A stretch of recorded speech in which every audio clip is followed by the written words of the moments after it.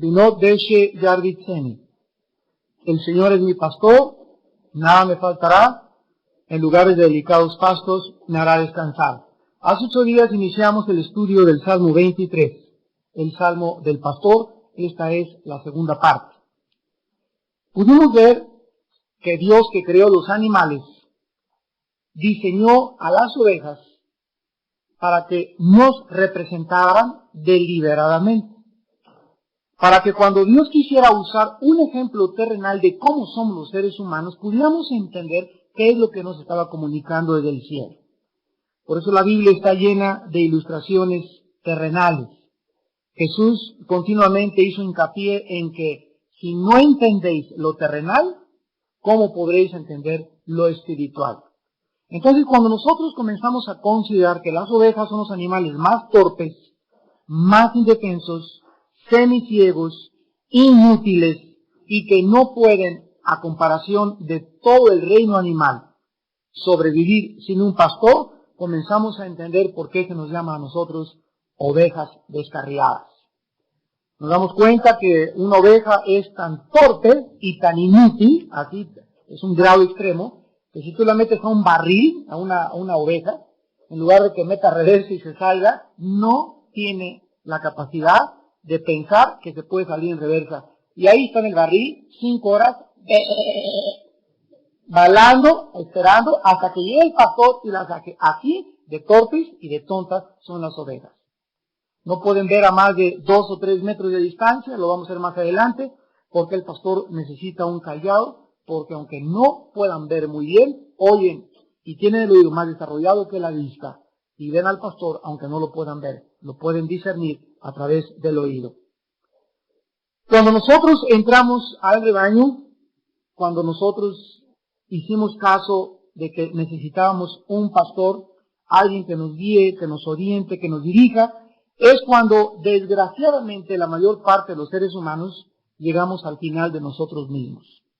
Casi el 95% de los cristianos son seres humanos que llegaron al final de sí mismos, que Dios puso circunstancias que los arrinconaran, que te quedaras muchas veces sin nada en la vida, que tuvieras una decepción moral tremenda, tal vez en un matrimonio, tal vez con algunos padres, o tal vez con alguna experiencia traumática, desgraciadamente en un hospital o en una cárcel, para poder entender cuánto necesitamos a Dios.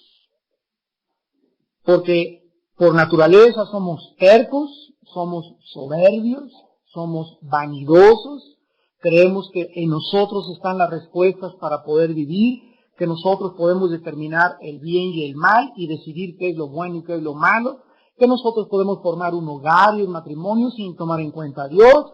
Yo tengo mi psicólogo, mi psiquiatra y todas las religiones son iguales, etcétera, etcétera. Y esa soberbia, ese engreimiento y esa vanidad y esa ignorancia es la que ha hecho que el mundo esté como se encuentra. ¿Qué es el mundo del planeta Tierra? Un mundo en rebelión contra su creador. Un grupo de seres humanos que llegamos en el siglo XX a la tecnología más elevada que en toda la historia el ser humano ha alcanzado, a los descubrimientos científicos más modernos que jamás nos podríamos imaginar, a un nivel donde ahora todo es de carácter cibernético, computarizado, todo ya es virtual, estamos en un mundo que nunca nos imaginamos que íbamos a poder alcanzar. Y todo esto ha hecho que el ser humano pueda engreírse y ensoberbecerse aún más. Y sin embargo nos damos cuenta que aunque somos gigantes científicamente y tecnológicamente, somos enanos moralmente. Y el factor denominador que hizo que sucumbieran los grandes imperios del pasado como Egipto, Asiria, Babilonia, Medo-Persa, Grecia y Roma fue la inmoralidad. La inmoralidad. Entonces Roma no cayó por la educación y por los malos impuestos, sino cayeron por la inmoralidad.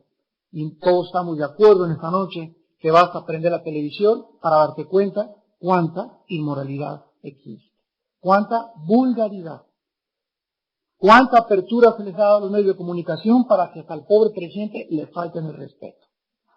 Cuando ya a nuestro máxima representante y autoridad, que es nuestro presidente, se le falta el respeto como lo hacen públicamente, ya no hay respeto de nadie. ¿Con qué derecho el hijo le va a guardar el respeto a sus padres? ¿Con qué derecho voy a respetar a mis maestros? ¿Con qué derecho voy yo ahora a que alguien me exija que respete a alguien cuando no respetan a la máxima autoridad de nuestro país? Estamos viendo estos síntomas de decaimiento y de degeneramiento por todas partes, pero los seres humanos no se han dado cuenta. Al llegar al pastor, al rebaño, comenzamos a exclamar, ahora sí, tengo un pastor. Tú necesitas en esta tarde, para repasar la clase pasada, llegar a la conclusión que eres una oveja y como una oveja no puedes vivir sin un pastor. Y hay falsos pastores y hay el único pastor, que es el pastor que dio su vida por todos nosotros, que se llama Jesús de Nazaret. Cuando nosotros regresamos a ese pastor, que es Jesucristo, vimos la clase pasada que nada lo exhausta, nada nos va a faltar. ¿Por qué? Porque la oveja dentro del rebaño tendrá cuidado, alimentación, dirección y protección de parte del pastor. El pastoreo implica todas estas características en las ovejas. Mi vida ahora ya no carecerá de dirección. Ahora, como dijo Pablo antes de morir, yo sé en quién he creído. Ahora puedo estar seguro y pararme en cualquier panel, en cualquier plataforma, en cualquier auditorio, con científicos, con maestros, con filósofos. A ver, díganme ustedes, ¿quién es mayor que Jesucristo? ¿Quién ha vencido la muerte? ¿Quién cambió y dividió la historia de la humanidad? ¿Quién tiene más evidencias entre los libros sagrados que la Biblia? ¿Quién puede compararse con las evidencias científicas, históricas, arqueológicas y geográficas de la Biblia? Y cuando comenzamos a entender eso, nos paramos en una plataforma donde nos sentimos seguros y donde ya no nos mueve que los vientos de esta filosofía y que los gurús y que el Dalai Lama y que Doña Pachita y que Walter Mercado, etcétera, etcétera, y que los astrólogos y las artes de babosadas que dicen en la televisión y las artes de tonterías que oímos en el radio, en las revistas, y que los gurús y que los ovnis y que tanta cosa y tanta especulación. Ahora sabemos que tenemos la única luz verdadera de esta vida. Sabemos que no nos puede faltar ya consuelo, porque tú tienes que descubrir, no solamente recibo a Cristo como mi Salvador y soy cristiano, sino tienes que descubrir tú de una forma personal que puedas llegar a tu casa, hincarte y sentir, experimentar que puedes descargarle tu corazón y llorarle a Jesús en lugar de a tu mamá, a tu compadre, a llorarle a Jesús. Padre, tengo esta ansiedad, tengo esta desilusión, me duele tanto lo que ha pasado en mi familia, me duele aquellas cosas, y puedas sentir en ese momento algo sobrenatural que te rodea, que te abraza, que experimentas el amor de Dios y así vas creciendo en confianza y en seguridad, porque no solamente estás diciendo creo en Dios, sino que estás experimentando a Dios. Y hay una grande diferencia entre decir soy cristiano y creo en Cristo, a que hayas personalmente tú experimentado el consuelo, la dirección y el amor de Dios. Y esto no se puede enseñar, esto no se puede contagiar, esto es algo que tú y Dios necesitan experimentar. Entonces no veas a tu pastor como tu Dios, no veas a tu hermano como tu Dios. El único que puede resolverte tus problemas no es ningún ser humano. Cuídate de tener confianza en un ser humano. Nuestro temor sea a Dios y no a los hombres. El día que temas a un hombre o que te pueda hacer lo que te pueda hacer una persona, pierdes tu temor a Dios. Ahora pasamos a la segunda característica del pastor en esta noche. La segunda bendición tan grande que tenemos al estar dentro del pastor y obispo de nuestras almas, que es Jesucristo. Y es que dice aquí, Dinot deshe learbitzeni, en lugares de delicados pastos me hará descansar. No solamente no nos va a faltar nada, sino que la primera bendición, vean ustedes que la primera característica que se menciona de una oveja, de un ser humano que se acerca a Dios, lo primero que ese ser humano tiene que experimentar es descanso. La pregunta en esta noche es, ¿descanso de qué? Vayamos al libro del Génesis capítulo 3 y veamos que Adán no fue creado en estado de neurosis, ni de psicosis, ni de esquizofrenia, ni de manías depresivas, ni de ansiedad. Jamás Adán se despertó y le dijo, Eva, ¿qué vamos a comer hoy? O no hay por ahí algún doctor que podamos ir a ver, que pueda decirnos qué problema tenemos. No hay ninguna mañana que Eva se haya despertado y que le haya dicho a Adán, oye, ¿cuánto tenemos en el banco? Dios creó originalmente al ser humano en un estado de reposo, de tranquilidad, de paz. Este estado de tranquilidad, de reposo y de paz es exactamente la vida de Jesús. La vida de Jesús, dice la Biblia, que Jesús no cometió jamás pecado. O sea, el momento de preocuparte crónicamente o el momento de no dormir, el momento de que ya pierdes el sueño, el momento en que estás irritado, es pecado. Porque la orden del cielo es, mi paz les dejo, mi paz les doy. Pues Jesús es la personificación perfecta. Jesús siempre, todos los días, quiero imaginármelo, con sus discípulos era un hombre gobernado por la paz. No había nadie que, vamos, ¡ay! Jamás tuvo prisa de nada, jamás llegó tarde a ningún lado, todo lo tenía perfectamente bien calculado. Caminaba con una seguridad tremenda, sabía quién lo iba a atacar, sabía cómo se iban a resolver las circunstancias. Era una paz que gobernaba todo su ser a su alrededor. Eso fue lo que atrajo a sus discípulos a su vida. Era tan grande la paz de Jesús, que una noche que estaba ahogándose, los discípulos semi-ahogándose con la barca llena de agua, él estaba dormido. Así era la paz de Jesús. Sobrepasaba la capacidad de nuestra comprensión. Cuando el hombre se rebeló contra Dios, lo primero que el hombre perdió fue su paz, fue su descanso. Y miren lo que dice Génesis 3, versículo 17 al 19. Al hombre le dijo, por cuanto obedeciste la voz de tu mujer, y comiste del árbol de que te mandé diciendo, no comerás de él, maldita será la tierra por tu causa, con dolor comerás de ella todos los días de tu vida. Observemos en primer lugar un hecho significativo. En el momento en que el hombre, el ser humano, se rebela contra su creador y no acepta ser gobernado por su creador, algo le sucede al planeta Tierra. La pregunta inmediata es ¿por qué? O sea, los animales nunca pecaron, pero comenzaron a tener las víboras veneno, los leones y los coyotes y los lobos ferocidad, las rosas le nacieron espinas, y todas estas situaciones que surgieron en la ecología del planeta Tierra, la Biblia dice en Romanos 8 que son debidas a la corrupción de los seres humanos. La pregunta es ¿por qué? ¿Por qué se contaminó el reino animal? ¿Y por qué los tiburones? ¿Y por qué el reino, los moscos y el mundo invisible, las plagas, los microbios? ¿Por qué afectó la caída del ser humano a todo lo que el ser humano tenía? Porque Dios había puesto sobre toda la creación la autoridad del hombre. Multiplíquense y sojuzguen la tierra. Dios puso al ser humano como gobernador de esta tierra. Y la palabra autoridad implica responsabilidad. Síganme con cuidado lo que les voy a decir. Dios nos dice en esta tarde, ¿quién es la autoridad de una casa? El varón, 1 Corintios 11:3. El varón es la autoridad de su hogar. En el momento en que yo pierdo la autoridad en mi hogar, en el momento en que yo caigo en la inmoralidad, en el momento en que yo comienzo a ver pornografía, en el momento en que comienzo a que yo tranza, todo lo que el hombre, el varón, haga, le abre la puerta y contamina a su esposa y a sus hijos.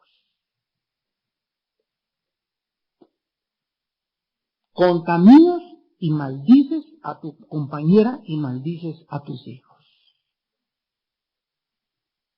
Ahora, si tu esposa vive en santidad y tu esposa vive bajo la dirección de Dios, ¿verdad? Es librada. Pero el daño lo haces a terceras personas. ¿Por qué? Por la autoridad que Dios nos dio sobre nuestra casa. ¿Somos o bendición en nuestra casa o somos maldición a nuestros seres queridos?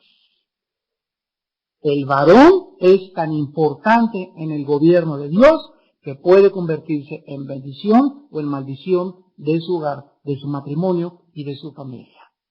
Y acuérdense que no hay términos medios, somos bendición o somos maldición. Entonces, si yo pongo a un superintendente en mi fábrica y este superintendente comienza a hacer cosas o lo pongo de jefe de un sector de la policía, si él es tranza, los policías serán tranzas. Si un gobernante es injusto, los que le siguen serán injustos. Siempre la cadena es la misma. La Biblia dice que el pecado es la deshonra de las naciones, pero la justicia es la bendición de una nación o de un país. Cuando tenemos un gobernante ahorita, digan lo que digan de Fox, pero es el primer gobernante en casi más de 70 años que verdaderamente tiene la casa limpia. Dicen, esta es mi declaración de bienes, tengo esto, tengo aquello, revisen hasta las toallas que me ponen ahí en los pinos, etcétera, etcétera. Nunca, jamás en la historia había esto en México, jamás. Ya es un gran paso, ya es un gran paso.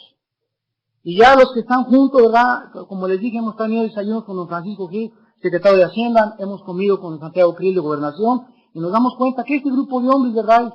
Son empresarios, lo que ustedes quieran, pero son hombres honestos. Que tienen errores como todos, pero por lo menos no tienen cara de trampas.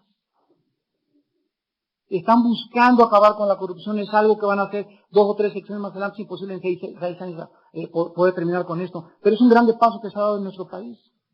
Que por lo menos el presidente esté luchando porque no haya corrupción. Y que verdaderamente él quiera despojarse de todo sentimiento de partidismo y lo que él busque sea el patriotismo o el beneficio del país y no el de su partido. Es algo que los políticos tienen que evolucionar y madurar para poder comprender qué es un verdadero patriota. Por eso lo agarraron contra Cedillo. Ya saben que Cedillo fue el único acto patriota que hizo, ¿verdad? Entregar el gobierno al presidente. Y por eso no se la perdonan jamás. Bueno, toda la política y toda la filosofía y todo lo que pasa a nuestro alrededor está relacionado con el liderazgo, con la autoridad. Al hombre le dijo, la tierra será maldecida. Con dolor, versículo 17, comerás de ella todos los días de tu vida, y es la primera vez en la Biblia que aparece la palabra dolor. Y está asociada la primera vez que aparece la palabra dolor con el trabajo. ¿Ya lo vieron? O sea, que en otras palabras, ahora el hombre iba a trabajar la tierra y la tierra le iba a ofrecer resistencia al hombre. Antes el hombre, Adán, ¿verdad?, hacía así, sembraba y perecía cualquier cosa. Ahora no. Ahora el hombre iba a tener que romper la tierra, ahora iba a tener que, no sudaba antes, ahora iba a salir sudor de su rostro, ahora tendría que esforzarse y le iba a causar dolor y le iba a causar desilusión y le iba a causar preocupación su trabajo. Y eso no era así originalmente. Lo vamos a ir viendo poco a poco en esta noche.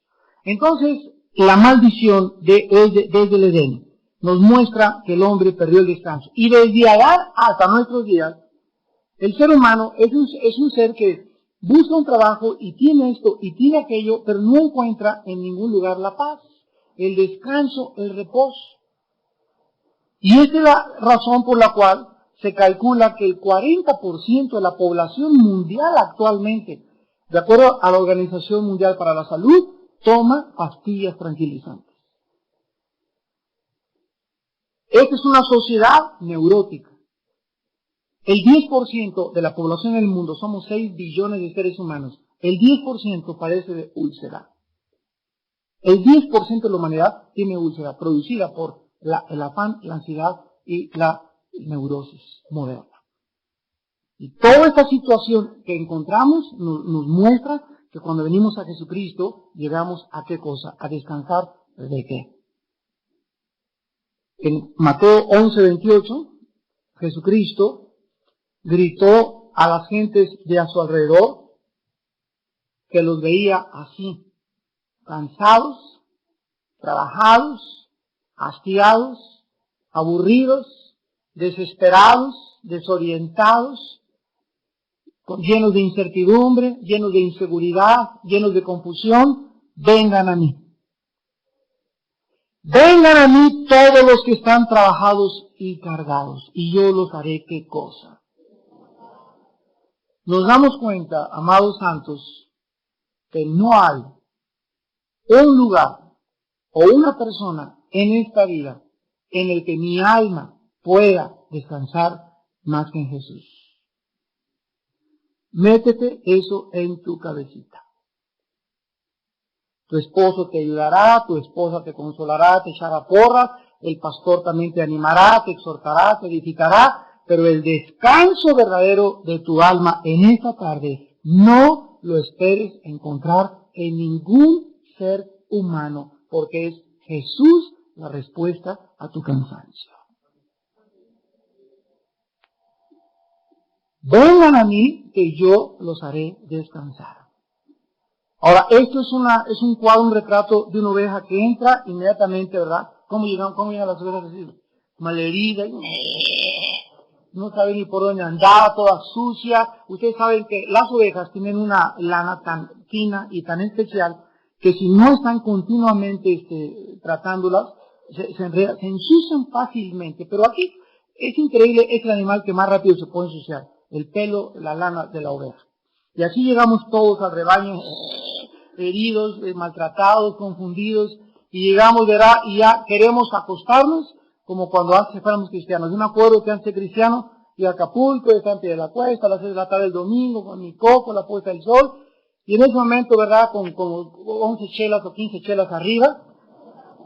Ay, Señor, ojalá que aquí ya, vea que así me quedara. ¿Y por qué hacíamos eso? ¿Por qué nos enchelábamos? ¿Por qué el alcohol? ¿Por qué eso? Porque queríamos escapar de nuestra realidad.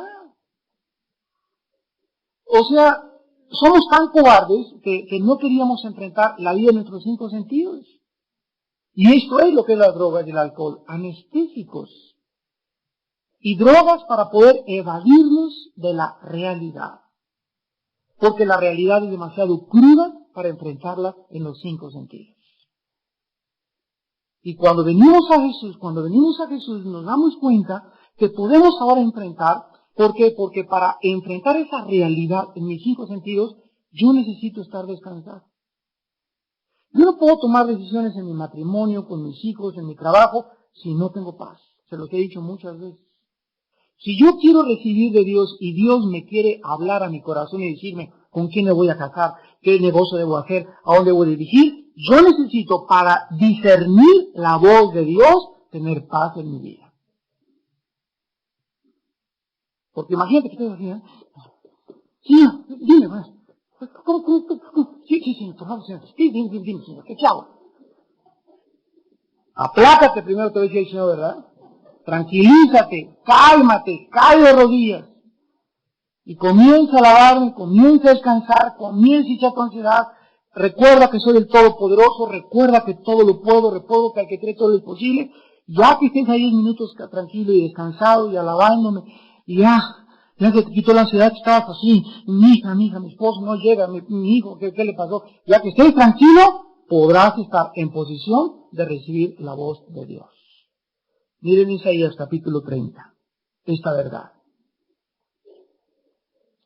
Es tan importante descansar en Él. Dice Isaías 30, versículo 15. Así dijo Jehová el Señor, el Santo de Israel.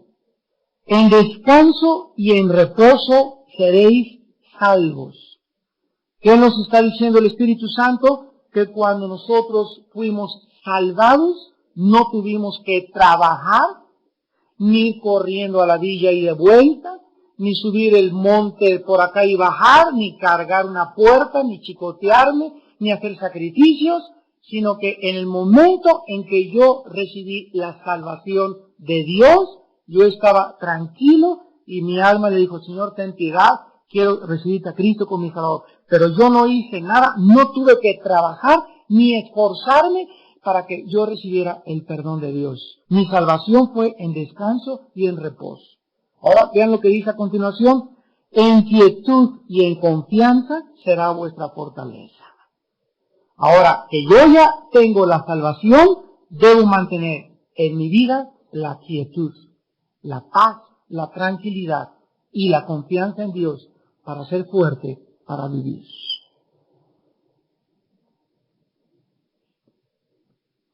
¿Quién es el que nos da esa fuerza para vivir? ¿Cuál es el secreto de poder vivir? Tener confianza y estar quietos interiormente.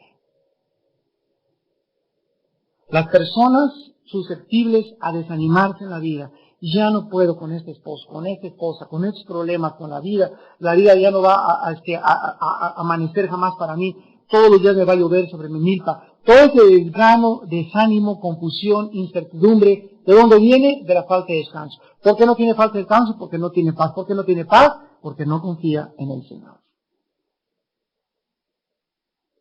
Pero mientras más tratemos de mantener esta confianza en Él y esta quietud, más fuerte será, lo dijimos el domingo en la predicación de Efesios, más fuerte será mi hombre interior. Efesios 3. Le pido a Dios y Padre del Señor Jesucristo que les dé fortalecimiento con poder en el hombre interior. Así oró Pablo por la iglesia de Éfeso. Nuestro hombre interior tiene que ser fortalecido. Y así como hay hombres que hacen pesas para fortalecer sus músculos exteriormente, el gimnasio interior es el ejercicio en la piedad. Hacer pesas espiritualmente. Y por eso hay muchos cristianos que no aguantan, y por eso muchos no van a llegar ni van a acabar la carrera. Yo no sé cuántos de ustedes han corrido un maratón. Pero la Biblia no es una carrera de 400 metros ni de 800 metros. La carrera cristiana, Hebreos 12, es un maratón. Un maratón tiene 42 kilómetros. Ahorita el maratón que acaban de celebrar en Nueva York hicieron 2:9 y la mujer hizo 2:25, 42 kilómetros en 2 horas 10 minutos. Imagínense la velocidad que llevan. Ahora, en un maratón yo he corrido 2 maratones. Ya no, ¿verdad? Ya no me aviento, pero... En los maratones, lo primero que tú tienes que aprender es aprender a salir y mantener un paso los primeros 10 kilómetros. Los primeros 10 kilómetros. Si tú aguantas ese paso los primeros 10 kilómetros, tienes sprint para correr los otros 10 kilómetros, porque el punto clave de un maratón son los 22 kilómetros, o sea, la mitad del maratón. Después de los 22 kilómetros, si tú puedes mantener tu paso, llegas a los 42 kilómetros. Pero si tú sales demasiado rápido de acuerdo a tu condición física, o tú no calculas tu ritmo en correr, puedes a los 8 kilómetros desmayarte, o a los 15, o a los 18. ¿Por qué? Porque no te entrenaste antes, ni supiste mantener tu paso. Entonces lo importante, todos, no sé cuántos han visto cuando sale el maratón, todos salen, y ahí van todos, ¿verdad? Y hay unos que van calmados como este que acaba de ganar, ahí va, y de repente ves que comienzan a pasar, porque saben y se conocen su constitución física, sobre todo los de Kenia, que son increíbles maratonistas. Es algo genético que están descubriendo que traen ya en los propios genes. Pero en la vida cristiana hay muchos que salen, y ves, y tienen talentos, y tienen dones, y hablan, y tienen visiones, y tienen sueños, y tienen facilidad para predicar y para enseñar, pero pocos llegan a la meta. Muchos son llamados, pero pocos escogidos. ¿Por qué? Porque no supieron mantener el paso, fueron impacientes. Y la impaciencia jamás te podrá llevar a ningún lado en tu vida cristiana. Dice la Biblia, entonces debemos de mantener nuestra fortaleza. Ahora, las ovejas, regresamos al Salmo 23. Noten ustedes que para descansar necesitan una condición especial del pasto. No dice, me acostarás y me harás descansar, sino que el Espíritu Santo menciona que los pastos donde las ovejas necesitan descansar, estar tranquilas, reposadas, deben de ser delicados. ¿Ya lo viste? Pastos delicados. ¿Qué significa esto? ¿Verdad? Que tienen que ser mullidos, tienen que ser suaves, tienen que ser pastos verdaderamente libres de piedritas. Si una oveja la cuestas en un pasto que tiene piedritas por ahí y espinas, son tan tontas, repito, las ovejitas, y tan inútiles y tan defensas, que hay tan... Y en lugar de que se paren y busquen otro lugar, esperan a que el pastor las cargue y las cambie de lugar para poder dormir. Así de tontas y de brutas son. Y hay personas, ¿verdad?, que son igual a las ovejas. Es que nos identificamos con ellas. Hay personas que saben, ¿verdad?, que no tienen descanso y saben que el alcohol es peor, que el fumar es peor, pero ahí están.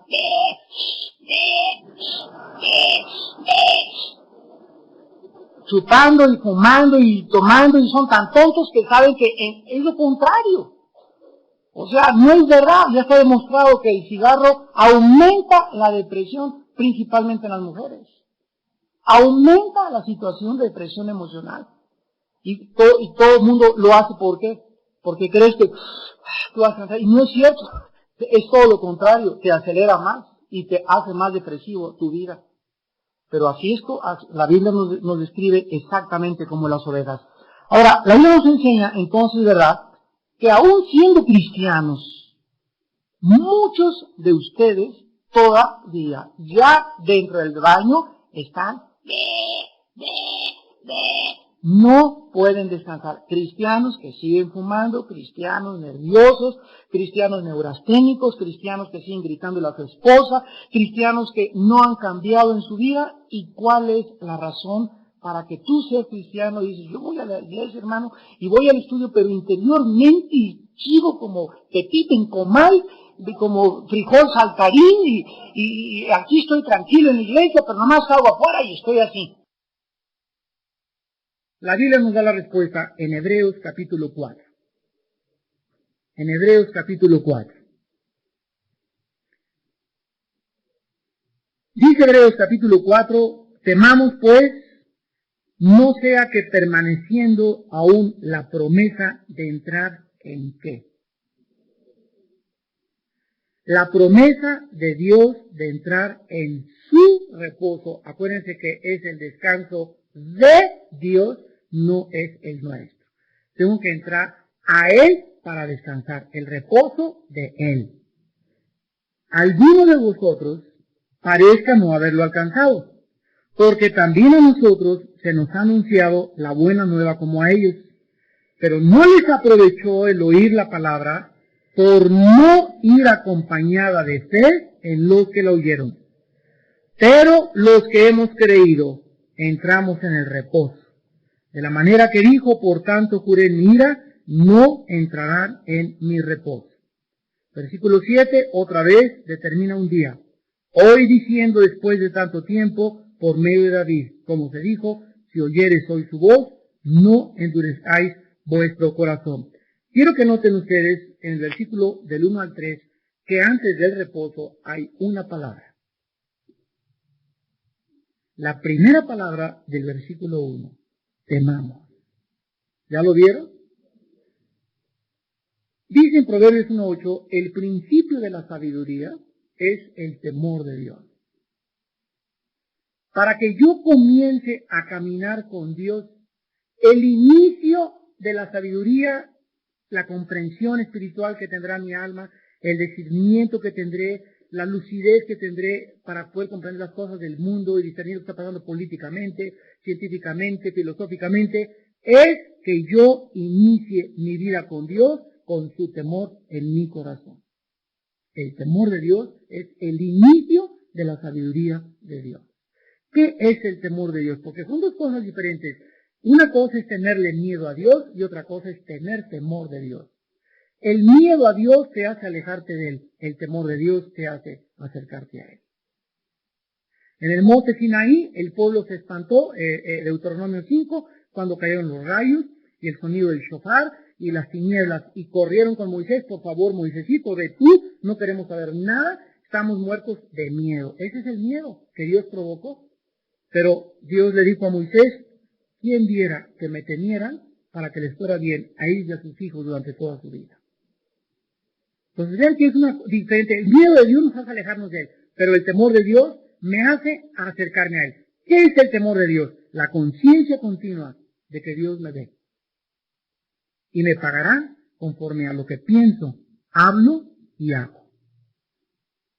La conciencia continua de sentirnos observados las 24 horas. Y Dios sabe todos mis motivos, lo que pienso, lo que hice, por qué lo hice, qué me motivó a hacer eso, qué me motivó a ofrendar, qué me motivó a hacer aquello, las personas que veo, las mujeres que veo que no son mi esposa, los pensamientos que atraviesan mi corazón, todo lo tiene Dios contado en sus libros.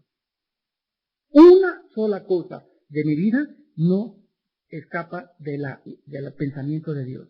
Dice el Salmo 11, sus párpados examinan y conocen a los hijos de los hombres. Dice el Salmo 139, tú has conocido mi entrar y mi descansar, y mi salir. No hay ningún pensamiento que te sea desconocido ante ti. Todo lo conoces de mi vida, Señor. Dice 1 Pedro 1, 17 al 20, si invocáis por Padre aquel que sin acepción de personas juzga a cada quien de acuerdo a lo que hace, anden con temor durante todo el tiempo de vuestra peregrinación. Entonces, cuando una persona no ha entrado al temor de Dios, es porque esa persona, ese cristiano, está juzgando al cristianismo. Si tú tuvieras temor de Dios, no hubieras visto la película que viste anoche. Si tú tuvieras temor de Dios, no, cuando entras a un puesto de revista, no verías la revista que te acostumbras a ojear. Si tú tuvieras temor de Dios, no pensarías en ningún otro hombre más que en tu esposa. En ninguna otra mujer más que en tu esposa, porque sabes que Dios te está viendo y sabe lo que hay en tu corazón. Si tú tuvieras temor de Dios, no estarías evadiendo impuestos como lo estás haciendo y robando y explotando a tus trabajadores en tu compañía. Si tú tuvieras temor de Dios, no tratarías a tu esposo como la tratas, como una criada y como una sirvienta. ¿Qué es lo que hace que la gente viva como viva? La falta del temor de Dios. Porque cuando el temor de Dios está en tu corazón, el temor de Dios nos aparta de pecar. Con el temor de Dios vivirá el hombre lleno de confianza, dice Proverbios. Riquezas, honra y honor serán la remuneración de la humildad y del temor de Dios. El temor de Dios es el inicio para que podamos tener paz en nuestra vida. ¿Cómo puede haber paz con pecado? ¿Verdad? No se pueden mezclar la paz y el pecado. Hay una grande relación entre el pecado y la intranquilidad y la ansiedad y la neurosis y la santidad y la paz y la tranquilidad y la quietud de Dios. Dios nos diseñó para que estuviéramos en un ambiente de santidad, porque bajo ese ambiente de santidad tenemos paz, tenemos tranquilidad, tenemos seguridad, nos dormimos con confianza, nuestra conciencia no nos reprende, tenemos confianza en el futuro, tenemos seguridad. Es maravilloso ser santos. Pero el diablo viene y nos dice todo lo contrario. Hombre, ser santo es aburrido. Porque creen que ser santo tiene que recibir todos los días y no rompen un plato y todo para todo, no te ríes. El santo es y echamos relajo y tienes amigos y este y el otro. Es ser normal, ¿eh? No tener cara de San Martín de Porres. Temamos pues, versículo 1 de Hebreos, no sea que permaneciendo la promesa entremos en reposo, o sea, Dios te dice en esta tarde, mira Panchito, mira Carmelita, quiero decirte que tú ya eres mi hijo, ya eres mi hija. Quiero decirte esto, tienes que tener en tu vida temor, porque quiero decirte, aún ahorita que estás vivo, te sigo diciendo, hay una promesa para que tu alma descanse. Aún permanece mi promesa porque no estás muerto. Dale gracias que no estás muerto, porque si estuvieras muerto, no harías la decisión que tal vez esta tarde vas a hacer. Aún permanece la promesa, pero muchos de ustedes no han alcanzado esta promesa, ni este reposo. Y en segundo lugar dice la Biblia que también a nosotros se nos ha anunciado esta buena noticia o el evangelio como a ellos, pero hay muchos cristianos que no les aprovecha venir los jueves, no les aprovecha ir el domingo a su iglesia, porque cuando oyen al pastor, cuando oyen el estudio, hay una actitud dentro de su corazón de incredulidad. ¿Será cierto? Está exagerando. ¿A poco? Uno de moto está mejor que ese.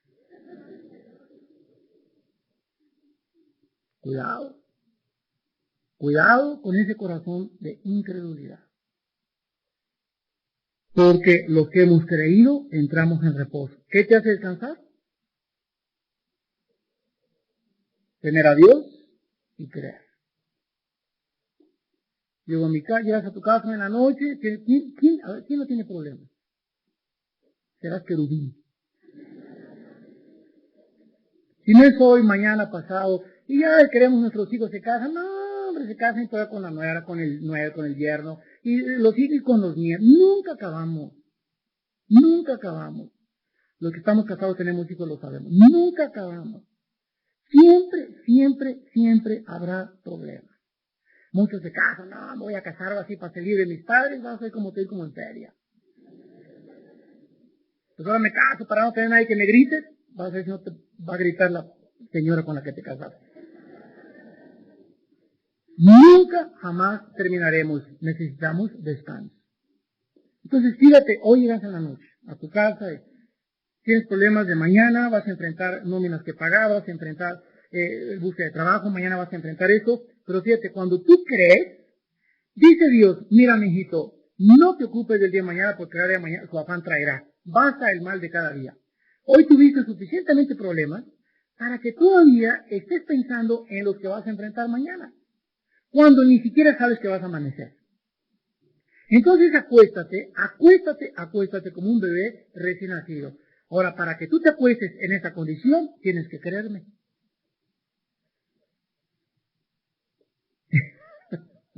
Tienes que creerlo. Porque la fe sin obras, sí, yo le creo, y te levantas en la noche, un cigarro, como león, ahí, a las 2 de la noche tu esposa ya está, hiciste una senda y a la alfombra de tu cuarto, de cómo caminas en la noche. ¿Tú crees que eso es fe? ¿Tú crees que Dios está contento y agradable con tu actitud? Hebreos 11:6, sin fe es imposible agradar a Dios. La actitud que más le agrada a Dios en el cielo es vernos aquí abajo, que creemos y que actuamos en esa confianza. Cuando Dios ve que así te acuestas, pues no me importa, sí tengo muchos problemas, pero Señor, me acuesto, me hinco, oro, te alabo, Padre, quiero alegar mi corazón, te limpio mi conciencia, Señor, quiero dormirme en paz. Si tú haces eso, Dios honra la fe. Y lo que sigue a continuación es que vas a soñar con los angelitos. No se te va a aparecer las momias de Guanajuato a las 2 de la mañana. Pero quiero que vean en el versículo 3 de Hebreos 4. Así como hay un juramento de Dios para que los que creen, Dios nos jura que descansaremos. Dice el versículo 3. Por tanto juré en mi ira, no entrará en mi reposo. Así como Dios jura que vamos a entrar y hay un descanso y es real en su presencia, jura en esta noche que si tú no crees, nunca descansarás.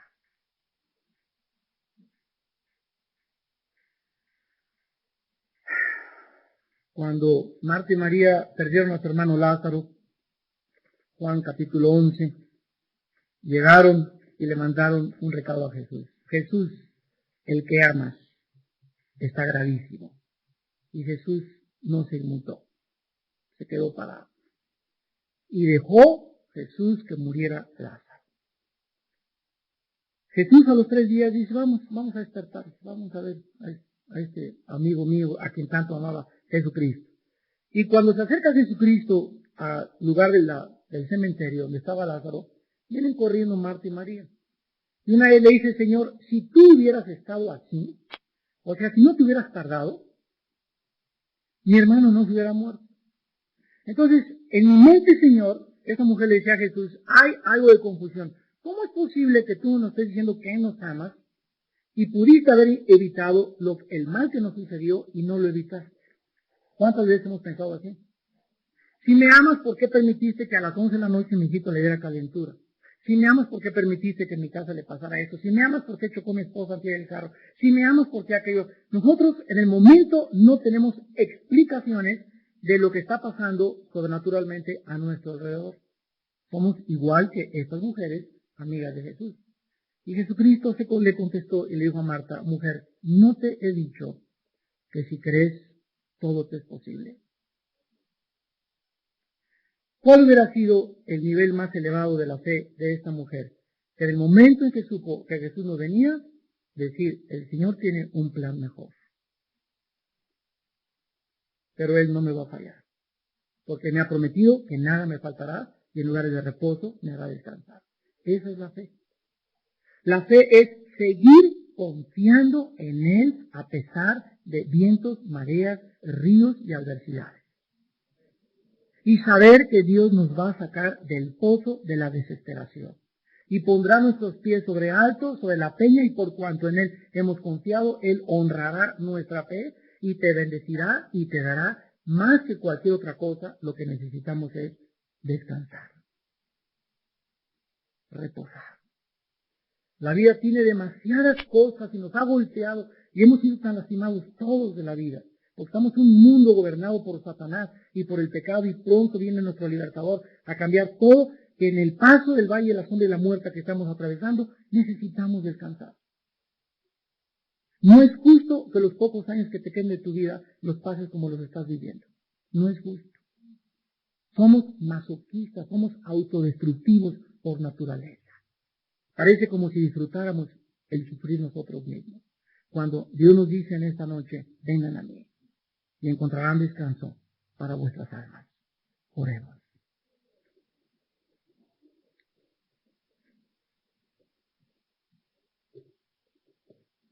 Padre, te damos gracias porque éramos como ovejas descarriadas, cada quien por su camino.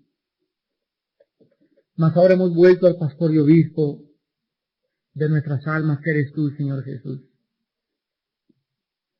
Te damos gracias, Padre, porque estamos comenzando a experimentar una vida que creíamos que no existía. Una vida que creíamos no poder enfrentar sin alcohol o sin drogas o sin experiencias sexuales.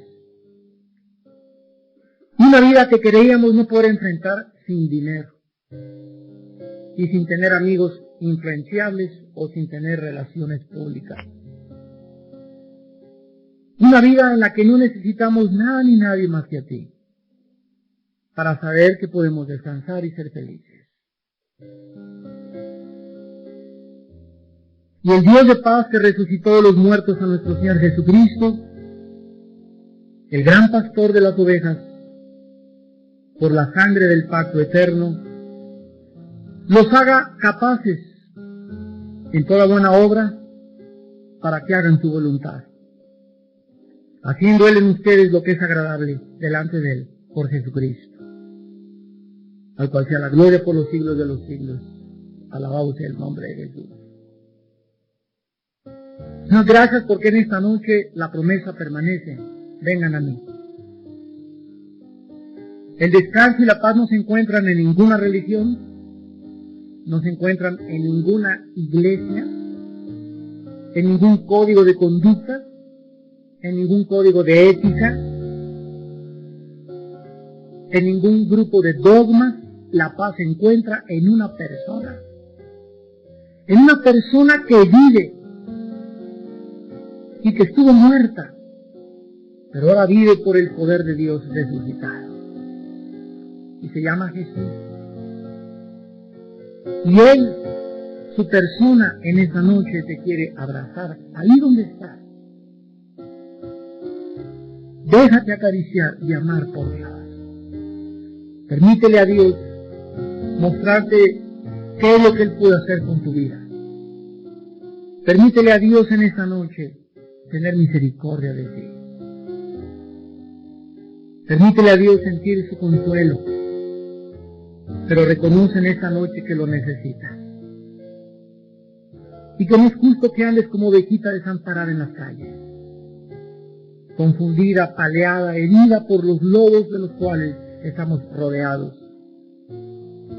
Porque solo Jesús, el pastor de nuestra alma, nos puede hacer descansar. En esta noche todos ustedes, los que aún no estén dentro del rebaño de Dios, tal vez seas católico, tal vez seas protestante, tal vez tengas alguna religión, pero tu alma no tiene paz ni descanso. Porque es Jesús, te repito, donde vas a encontrar el descanso de tu alma. Y en esta noche no te invito a venir a una religión, te invito a venir a la persona de Jesucristo, a que lo descubras, como el Cristo que a los 3 días venció la tumba y nos dejó su paz, para que mientras Él viene por nosotros y arregla todas las cosas al final de la humanidad, vivamos en paz, tranquila y reposadamente, porque esa será nuestra fortaleza que nos anime para seguir viviendo para Él. En esta noche, las personas que quieran venir a Jesús por primera vez, ahí desde tu lugar, dile estas palabras: Señor mío y Dios mío, confieso con mi corazón que no tengo descanso, ni he encontrado el reposo de mi alma. Te doy gracias porque he descubierto esta noche que existe. Yo lo he buscado equivocadamente por otros campos, pero ahora he podido saber que se encuentra en ti, Jesús. En tú, Hijo de Dios resucitado, que diste tu vida por mí en una cruz. Te pido, Jesús, en esta noche, que entres a mi corazón. Creo que tú diste tu sangre y pagaste por mis pecados con tu muerte en la cruz. Y que a los 3 días te levantaste de los muertos y te entrego mi vida en esta noche. Quiero, Señor, en esta noche, tal vez por primera vez en mi vida, dormir bien. Dormir como un bebé que solamente se despierta para tomar la leche de su madre y se vuelve a dormir, sin ningún cuidado si habrá leche mañana o no la habrá. Porque así es como tú quieres que yo viva, Señor, dejándote el mañana en tu voluntad. Jesús, ven a mi vida, me vuelvo a ti y a tu rebaño, y te pido que perdones mis pecados y que entres a mi corazón como mi Señor y mi Salvador. En tu nombre precioso. Amén.